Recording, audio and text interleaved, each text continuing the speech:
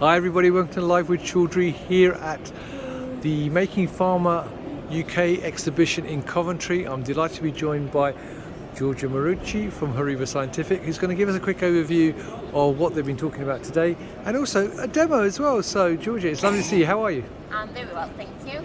Well, it's lovely to meet you. So before we do the demo, would you mind giving me a quick overview of Horiba?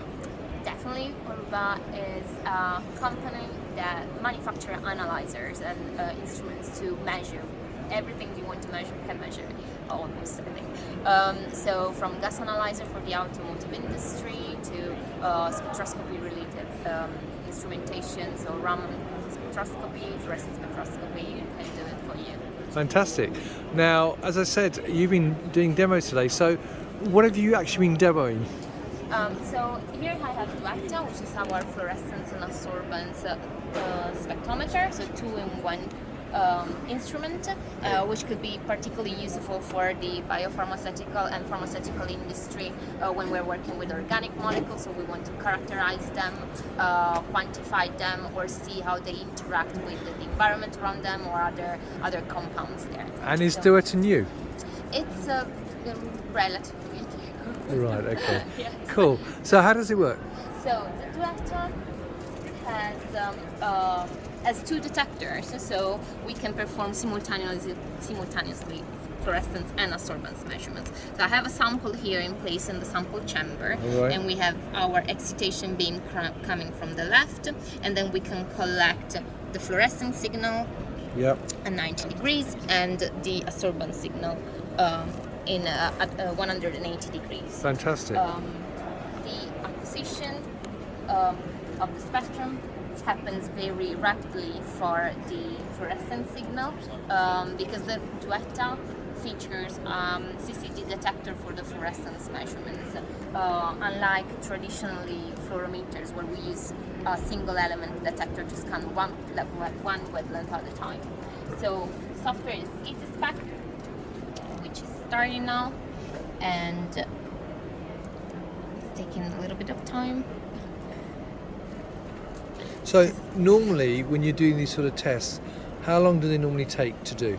So to run fluorescence spectrum to scan one wavelength at a time, first of all we have to select a very focused spectral range to optimize the time of our measurements. That could take a few seconds but up to minutes as well. Right, okay.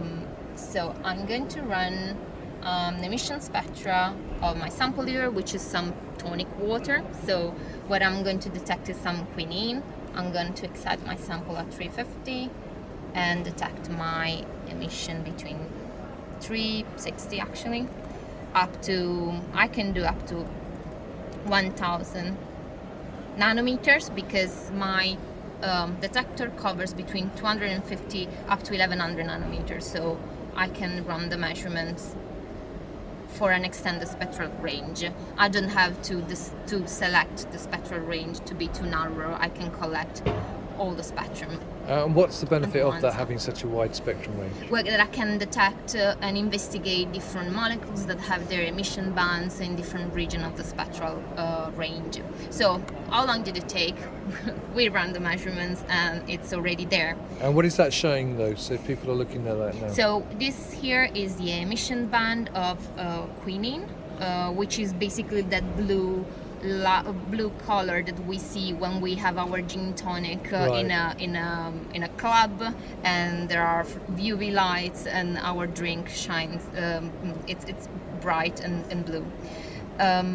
Another measurements that this system can perform very nicely is IMS, so excitation emission matrix. And what is that for normally? When would you use that? It's very useful, for example, if we don't know much about our sample, we Right. don't know where to excite it, and this can give us a screening on the sample, or if in our sample we have more than one fluorophore, and we can detect the different fluorescence contribution in the sample. Right.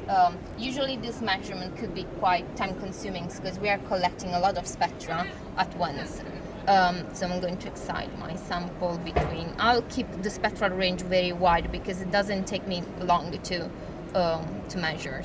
So the wider the range, normally it takes longer to do that. Is that correct? And if you have a smaller range, then it's very quick to do, relatively speaking. With a traditional system, yes. Yeah, okay. In this case, it's not a problem how wide the spectral range is. So let's see what happens. So yeah, this will take few seconds. While in other circumstances with another system would have probably taken few minutes. Right. And we will have a plot of the fluorescence intensity in both function of the excitation and the emission wavelength. Right.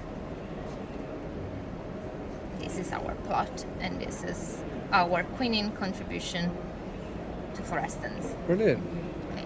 That's fantastic. So thank you for showing me that. And obviously I saw there's other measurements that it can do as well. So it's got a wide range of things that it can measure then, basically. Yes, another feature is the absorbance, as I mentioned before, and it's really useful when we have a sample that is it's quite concentrated, so we can correct our sample for what the inner filter effect is, that actually returns a fluorescence that less intense than what it should be, because our sample reabsorbs the emission of the sample itself. Brilliant. Well, look, thank you for doing that demo for me. That's really interesting.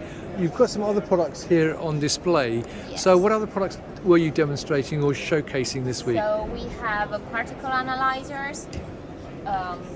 Here, the LA350. Right. That is used to characterize the size of our particles, and Right. then we have here the Marucci.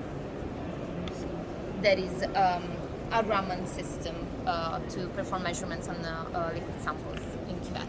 Brilliant. Well, thank you for showing me all the different products. As we've come to the end of the show, really, people won't be able to come to the booth, but how can they get more information about the products you've talked about today? So you can find more information on www.horiba.com. We have our contact details there, so please get in touch. Brilliant. Well, Giorgia, thank you very much for giving me the demo. It was really interesting. Thank you. And I hope you have enjoy the rest of the show, whatever's left of it, and have a safe journey home. Thank you very much. And there you go, viewers. I hope you found that interesting and enjoyed the demo. If you'd like to know more, check out the Horiba website or get in touch with Giorgia directly. I'm sure she's on LinkedIn. So, Giorgia, thank you once again, and thank you, viewers, for watching. Until next time, stay well and stay safe. Bye-bye.